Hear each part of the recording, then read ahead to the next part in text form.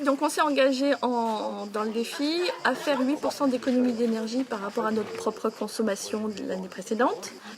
Concrètement, en fait, il y avait un site internet, on s'inscrit, on rentre nos consommations de l'année précédente le plus largement possible en incluant l'hiver. Et après, tous les 15 jours, on a fait nos relevés d'énergie. Donc l'énergie, c'est l'électricité, le bois, le fioul, le gaz, enfin, en fonction de ce que chacun utilise. Et au fur et à mesure, voilà, et à la fin de l'hiver, il fallait effectivement faire moins de 8%.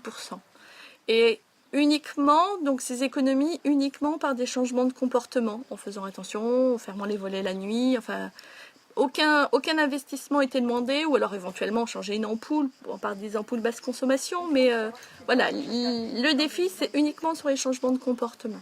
Donc à la fin de l'hiver, résultat, l'équipe a fait 20% d'économie. Un chiffre, on parle de 300 € à l'année, c'est important. Je trouve, c'est que, mais ce que j'ai apprécié le plus, c'est nos réunions entre voisins, nous connaître, partager des moments sympathiques, des repas plus que copieux, vraiment incroyables.